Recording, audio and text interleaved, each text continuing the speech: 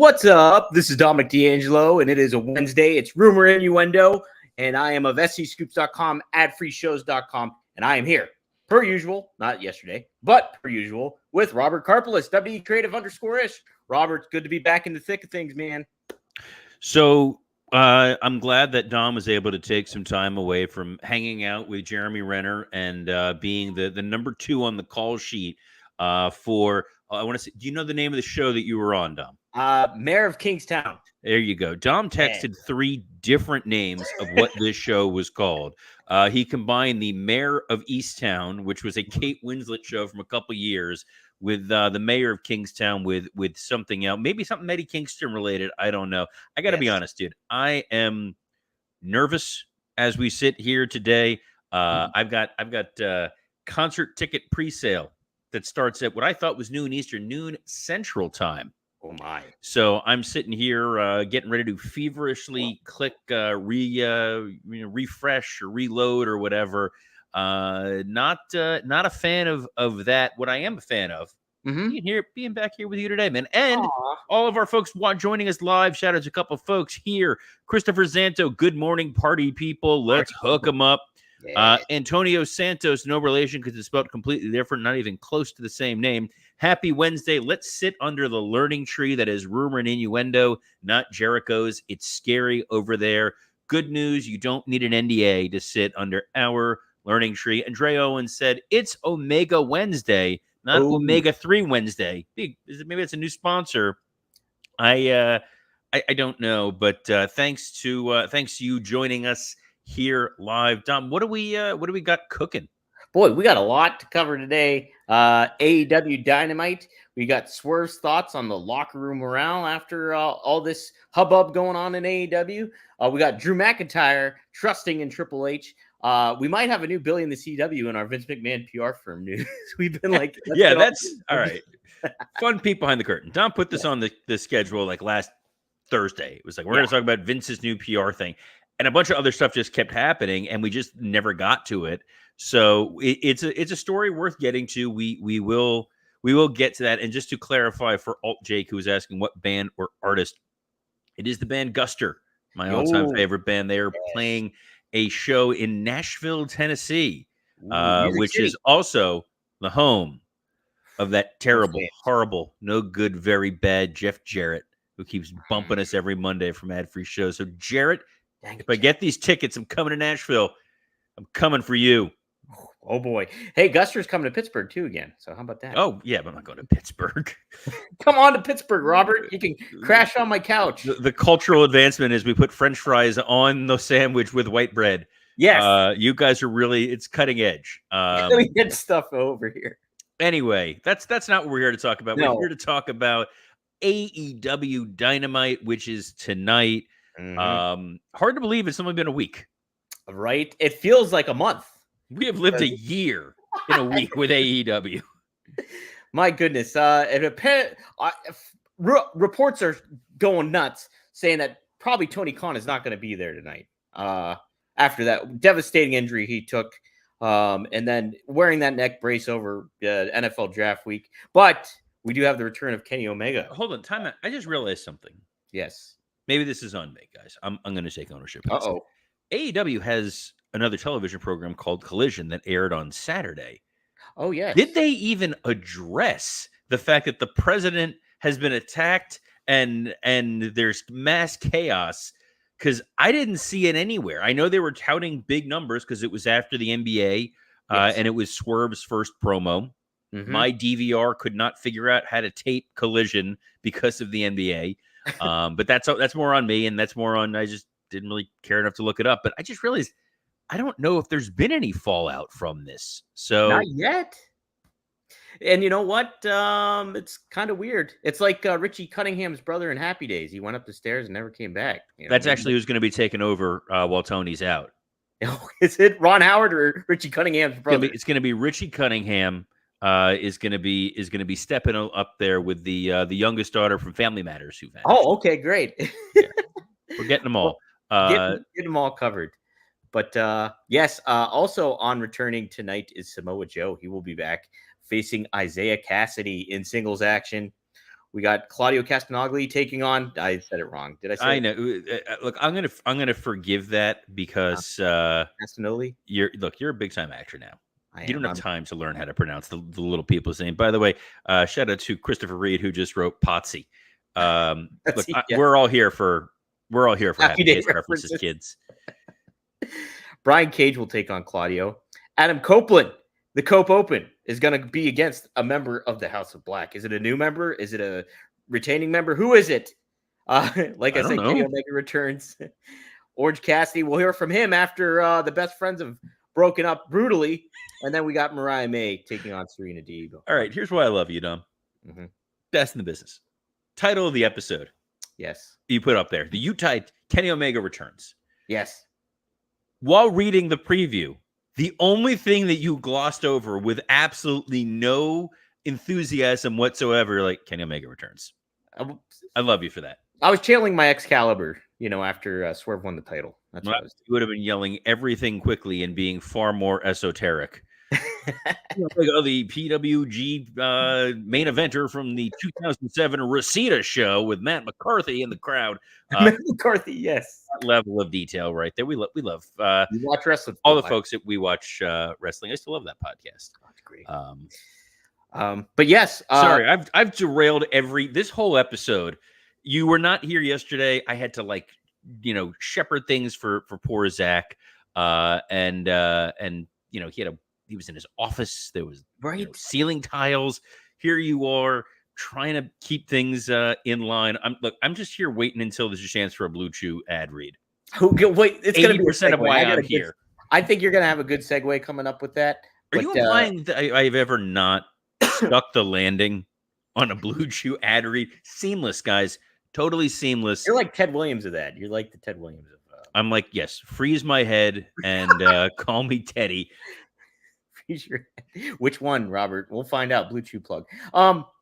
Kenny Omega returning. How are you going to do it, Robert?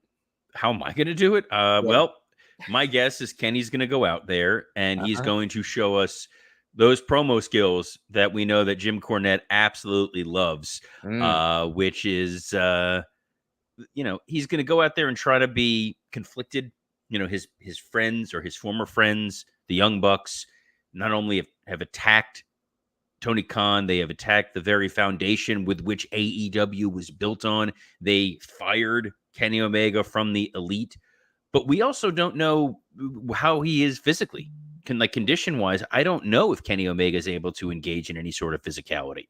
It seemed pretty serious before, so I don't know if this is to try to bridge the gap a week until Tony Khan is back, but I think it's got to be Kenny just being like, guys, what the hell? And we'll see where that goes. But because it's a Kenny Omega promo, it's going to be rough going. Hell of a wrestler, but I don't think Kenny's that bad of a promo, though, to be honest. There's when he was the cokehead kind of champion with the Harley Race mustache. Did you just call him the cokehead champion? Yeah, because he had that cokehead mentality going into it. And it was I liked his delivery, and I thought it was fun and erratic and kind of engaging. Ken in the chat did say, oh no, that's wrong. I'm sorry, Ken. Dre Owens says, who's the new AEW authority figure? My money is on Kenny. They were talking. That's what Tony said. He said there's going to be a power struggle tonight, Robert. So is Kenny, would he be an authority figure while he recuperates from the diverticulitis here in that situation? Here's what I don't understand. I don't understand a lot, though, Robert. With AEW had one of the all-time mic men. Mm-hmm. They had Arn Anderson. Yes. In the back. Nothing to do. Wearing a tracksuit, carrying around a Waffle House menu, pretending it's a playbook. Let that dude be your authority figure. No one's going to question Arn Anderson. No. My personal pick, because I'm a sick person, is QT Marshall. Oh, my goodness. I want to see QT in that role. But whoever's going to be the authority needs to be a strong babyface, because Tony went out as a pretty weak babyface, and there's a vacuum of power, and it's someone who needs to be able to stand up to the Bucks. The problem that you run into is it's that Sergeant Slaughter DX dynamic. And I'm going very niche from a long time ago, and a lot of fans were not actually watching, even though like, oh, I watched that. No, you didn't. These are the people who said they saw Office Space in the theaters. I was in that movie theater. There were 3 people other than me and my buddy to see that movie. Opening weekend. Anyway, I think that saying where there's going to be an authority figure is helpful for AEW. I think that's something that the company has needed. You need someone who's, the buck stops here, no pun intended. But you need someone who's going to be respected by the audience and be able to convey the messaging clearly. And Kenny Omega should not be that guy, because then it's, again, wrestlers on top of wrestlers. You want someone that is unimpeachable. Where's Jack Tunney? I think he's long dead. Yeah, he's long dead. He's gone. He is unavailable. He's not going to be. Dom is also unavailable on the off chance other premium cable shows are reaching out. That's and right. They need you for House of the Dragon or something. Ooh, okay. You can play a drug dealer on there too. Yeah, I'd be okay with that. Yeah, Arn Anderson. Give me Arn. Perfect. It's just like, oh no. Complete. Oh, what's the matter? What if it's Jarrett? Maybe our Mondays would open up. He's got more on his schedule to do, and so then I'm for it. Right. Look, my pick, guys. I think we all know we want the guy who's cool under pressure. Something happened to Mercedes. Someone help. Get Alex Marvez in there. That's what the people want. Yes. They want more Marvez. Mm-hmm. Big Steely Dan fan, though. So I'm for that. Why do you know this? I've associated with him on Twitter about Steely Dan before. So that is so fun. Alex Marvez. Now we're on a weird tangent. I don't care. That's fine. The hell with the Vince PR news. Alex Marvez years and years ago used to have a column down here in South Florida, and it was the Sun Sentinel, where it was like wrestling news. This is when you didn't have really the internet.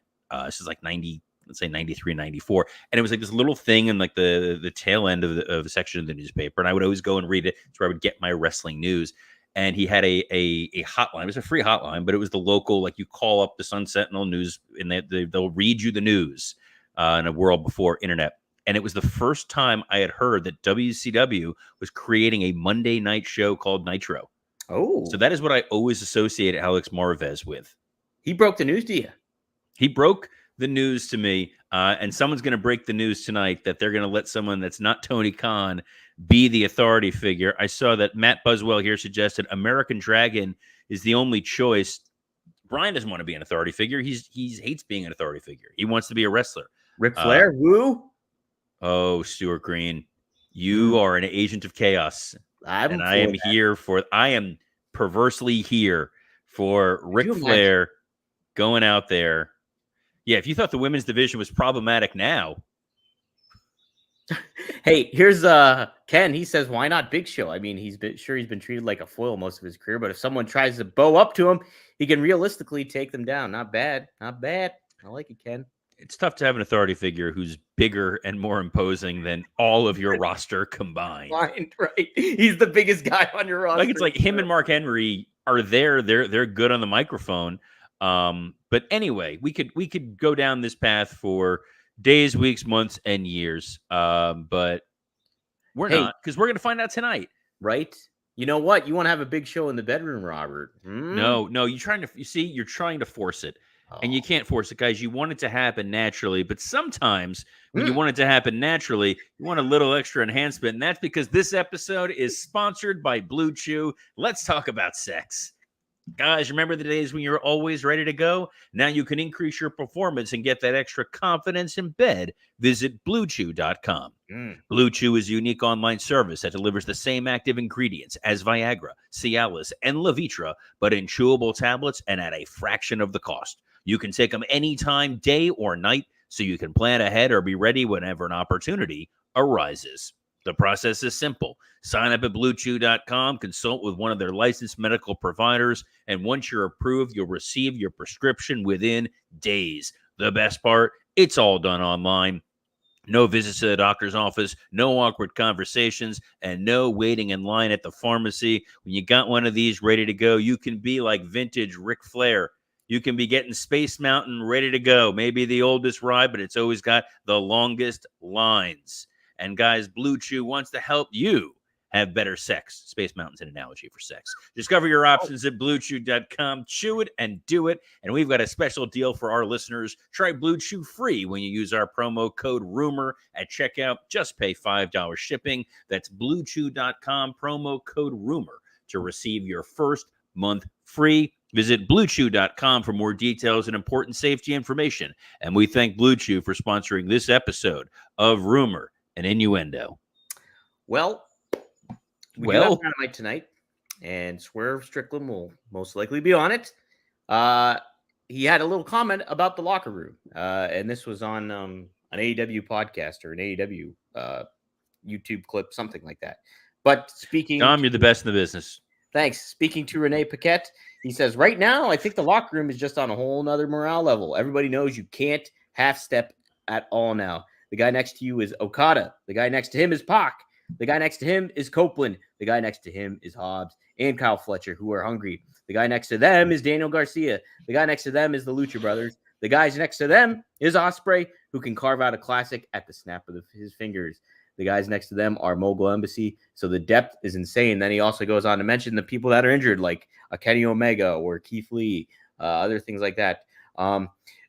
Swerve, new champion, taking the helm as the captain of the team basically here. How do you like it? Do you think he's going to be that ambassador moving forward with AEW in regards to just having that crossover ability, certain things like that? What do you think of Swerve as a big leader for AEW in the locker room? Swerve's a hell of a leader for the locker room, and he's not wrong. The AEW locker room, the depth of talent they have is insane. Our issues with AEW, our concerns more than anything else, have been around leadership, around storytelling, and around long-term strategy. The thing that they have on lock is one of the best wrestling locker rooms on the planet. The challenge that we've run into is they would have these 5, 6, 7-star matches and no real follow-through. Nothing significant happens after them, so they're just kind of shouting in a void. So to Swerve's point, when these guys go out there and they get ring time, they know that they have to over-deliver because, hey, you phone it in, you're not very good in the ring. Guess what? We got Okada.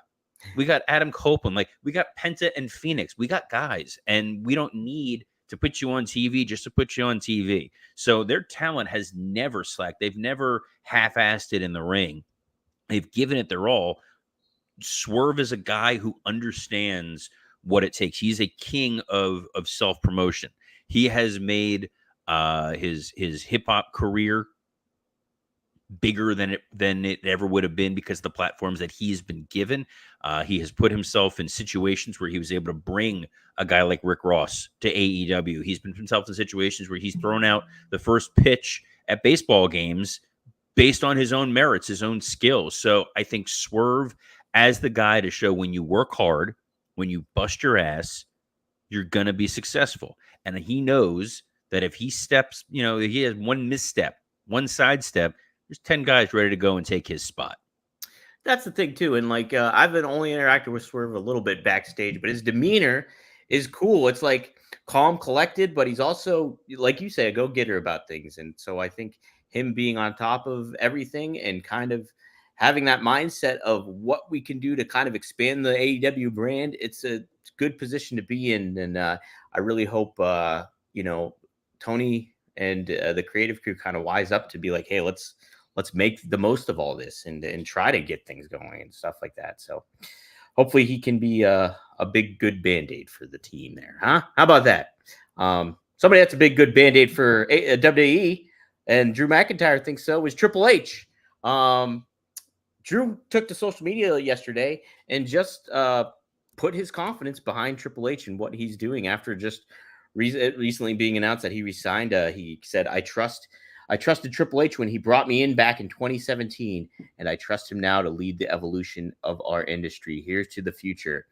Robert, basically just kind of wanted to cover the ground of how do you think, the draft, I have my thoughts about the draft afterwards too, but has Triple H given you enough confidence in what he's been able to do through WrestleMania, through after WrestleMania here coming forth, and moving forward as the guy that really is helming the ship. It just seems like WWE's on all cylinders right now, despite even what happened at the draft, I think.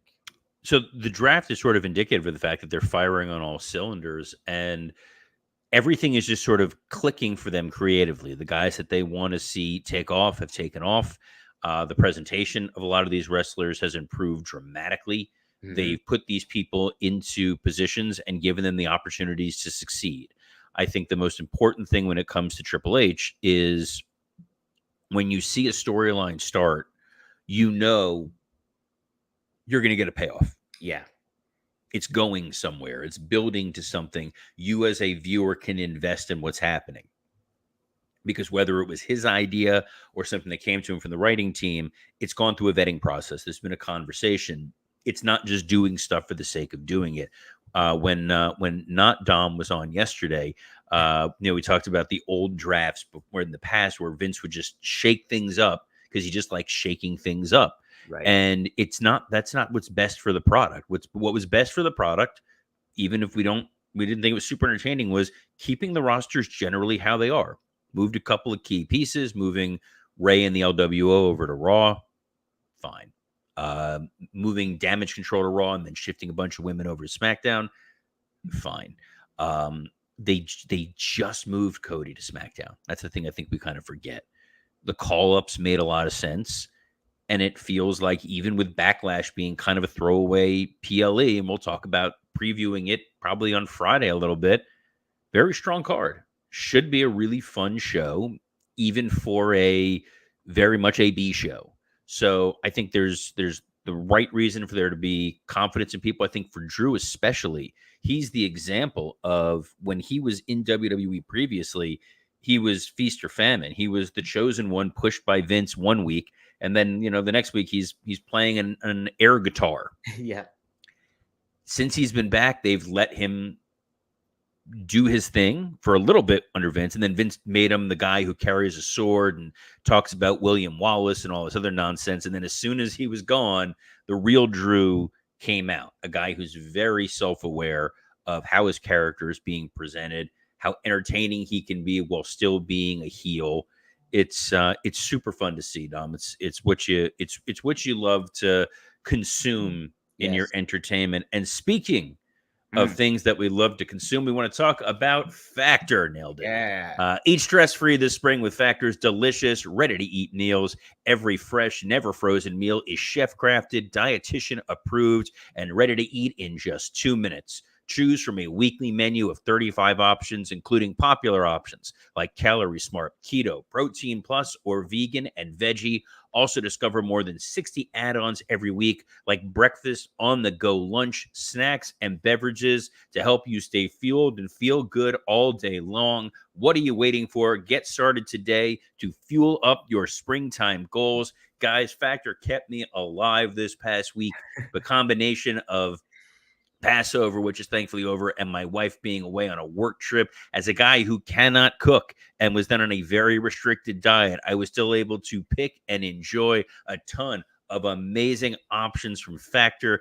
I cannot praise this thing enough. I'm excited. Once this is done, I'm going to pop a Factor meal in and I'm going to eat it before I go try to get these concert tickets. But you guys, in the meantime, can head over to factormeals.com/rumor50 and use code rumor50 to get 50% off your first box plus 20% off your next box. That's code rumor50 at factormeals.com/rumor50 to get 50% off your first box plus 20% off your next box while your subscription is active. Yeah, I like it. What else do I like? I couldn't tell you where you're going with this, and I'm very scared. Between the headband that you got going, people are very excited about the headband, and the mustache that was here before. Robert, I like WCW. I liked it. It's no longer existing. Wow. But, okay. There's WCW is dead, right? Yeah. But who killed it, Robert? We are going to find out here on a new docu-series. Above average Mike Sanders. Everyone knows that. Oh, was it him, you think? I don't know. I thought it was the powers that be. Either way, we're going to get a docu-series here coming up in tandem with $7 Production and the guys from Dark Side of the Ring. 4-part series.